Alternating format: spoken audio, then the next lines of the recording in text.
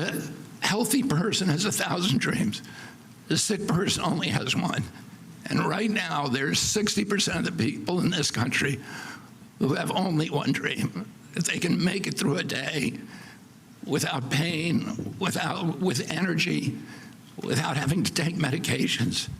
Goal is to make America healthy again. Let's bring in our guest, Dr. Marty Makary, Food and Drug Administration Commissioner, Secretary Robert F. Kennedy, Jr., Dr. Mehmet Oz, Administrator for the Centers for Medicare and Medicaid Services, and National Institutes of Health Director, Dr. J. Bhattacharya. Thank you all for being here. Mr. Secretary, this is unique in that you work with all these guys very closely, and it's a different scenario for HHS. Yeah, I actually had Tommy Thompson in this morning talking to me, who was the HHS who had my job under the Bush administration, and I was talking about my relationship with these gentlemen who are running the agency, running the major sub-agencies of HHS, and he said that nothing like that had ever happened in history. I say that I talk to them typically about 2 or 3 times a day. We're friends. We go to lunch together. We stay at each other's homes. We vacation together. And then, you know, we're aligned on, in our vision. Friendship is based upon shared values. And that's the strongest bond that holds people together. And in this, we all share a vision that's been a lifelong vision for all of us, which is to make our country healthy, to have evidence-based science, to have gold standard replicable science, and then use that to challenge what we have this kind of bedrock system that is destroying our health, which is a complete misalignment of economic incentives and public health. Yesterday we met with the heads of all the biggest pharmaceutical companies, and I said, I want to live in a place where you can make money by making people healthy. And right now we're all aligned against each other. The healthcare system in this country is a bundle of perverse incentives that force people to do the wrong thing. And we've turned this country into a sick care system rather than a health care system. And all these people are the people who are going to change that. I know you all have a lot of balls in the air, but I'd love to go down the row and just talk about the big thing that each of you are dealing with, working on. First, FDA. Marty? Well, first of all, we want to focus the agency on cures and meaningful treatments. In the last administration, the #1 priority the commissioner stated was fighting misinformation, and the DEI staff ballooned out. We want to focus on cures and meaningful treatments. We believe in the letter and the spirit of right to try, and there's amazing stuff in the pipeline I've seen. We're talking about new treatments for stage 4 cancers, for neurodegenerative disorders, for diabetes that we've never seen before. Why does it take 10 years on average for drugs to come to market? Why are we blaming children for being sick and not looking at our food supply? Why are we thinking it's a willpower problem as we watch half of our nation's children with belly pain or attention deficit disorder or on medications?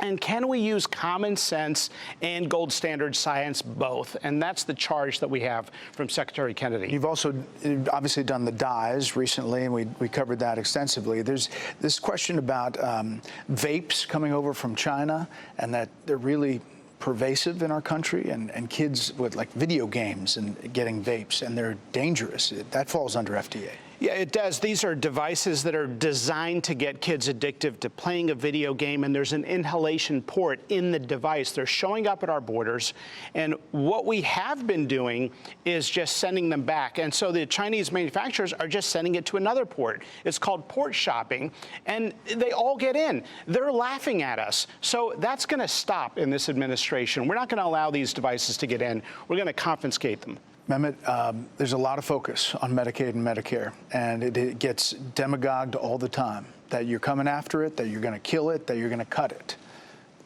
What do you say to all that? Our goal is to put health back in Health and Human Services. And under Secretary Kennedy, and that's why we're all here, we're laser focused on the broader picture, the more holistic picture. In the back of this wonderful theater that we're recording in now, there's a quote from Hubert Humphrey. The building's named after him. He's a Democrat. And he said it's the moral obligation of government to take care of those of us at the very dawn of our lives, children, at the twilight of our life, the elderly, and those living in the shadows. That's our focus. It's quality of care at all levels, and we're working together to make sure that happens. In every single scenario that we're looking at, we're increasing payment in Medicaid, putting more money in the Medicaid. Increasing. Increasing. So the question is, how do you spend that money so efficiently that you stop throwing money at problems, but actually deal with the broader health needs? Addressing the fundamental reality that 70% of the money that CMS spends, and that's what Medicare, Medicaid, the exchanges, CHIP, 70% of the money we spend is on chronic illness. And we're not getting our money's worth. So for folks listening right now, it's your patriotic duty to be as healthy as you can, and it's our job to help you get there, make it easy to do the right things. At the same time, we've got to make wise decisions because we're stewards who have to protect the money for the population that Hubert Humphrey described. Fiscal year 2024, largest percentage of improper payments, $54 billion Medicare, $31 billion Medicaid. Earned income tax credit was 15, SNAP was 10.5. But I mean, you're looking at 5 million in improper payments? Billion. Billion, I'm sorry. That's an underestimate. Yeah. Here's the thing. We have a war room now, a war room to fight back against adversaries. And these aren't just small-time players. These are foreign governments, weaponized organized crime. And why are they coming after us? Because our budget is nearly $2 trillion if you include the monies that are spent that we direct but sometimes don't come out of our pocketbooks. But the direct budget just for CMS is $1.75 trillion. That's twice the defense budget. So there's a big target on our back, and folks are coming after it. And they're the kinds of things that should make you mad. It's USAID on steroids, frankly. I'll give you a couple examples. Almost 250,000 Americans found out by surprise because they got an IRS notice that they had gotten the Affordable Care Act insurance without knowing it.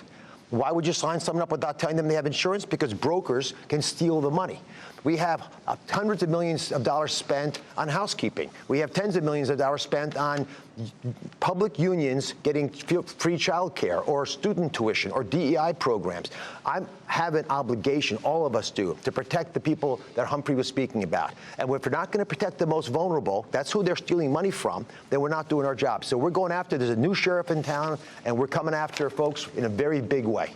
NIH, always looking to the next thing, but there are people concerned that funding is drying up. In the president's budget, FDA is spared, but there's $33.3 billion cut from HHS, $18 billion from NIH, $674 million from CMS. Does that affect you, and how do you portray that about what NIH is doing?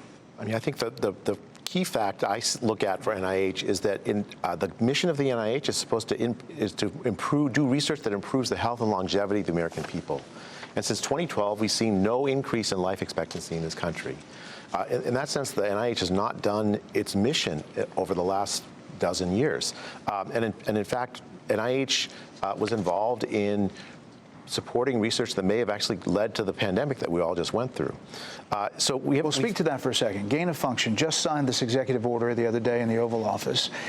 What does that mean to the average person? You can stop it on the U.S. side, but obviously it's happening around the world.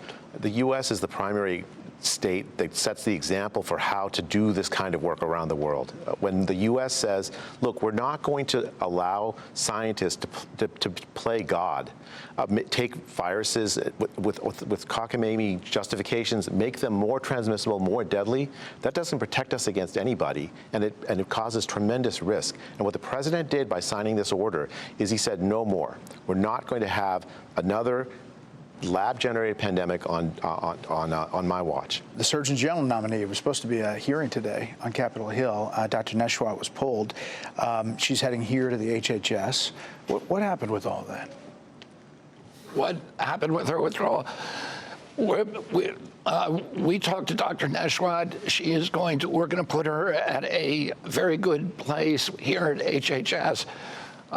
Casey Means, we felt, was the best person to really bring the vision of MAHA to the American public. She has this unique capacity to articulate it. She's written a book that really mobilized, galvanized the movement. She is an extraordinary. She is excellence in everything that she's ever endeavored. Obviously, she's come under her own criticism about some of the things she's advocated for. She never finished her residency, and she doesn't currently have an active medical license. But that's not She was the very top of her medical class at Stanford. She's during her residency, she won every award that she could win.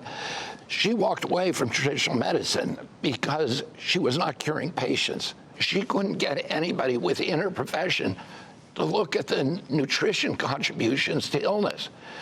And she said, if we're really going to heal people, if we're healers, we can't just be making our life about building new procedures. We actually have to figure out new approaches to medicine. And that's the kind of leadership that she's going to bring to our country. And last thing on this, your former running mate weighed in today saying that she wasn't happy about this and said that you're somehow being controlled. Your decisions are being controlled. That's what she posted. Listen, you guys sitting here, 4 people who were all canceled during COVID. Yeah, that's right. Of these people are, you've got the entire leadership of this agency is renegades who are juggernauts against convention and who are trying to look for truth no matter what the cost. So nobody's controlling your Casey decisions. is among those. Hey, Sean Hannity here. Hey, click here to subscribe to Fox News YouTube page and catch our hottest interviews and most compelling analysis. You will not get it anywhere else.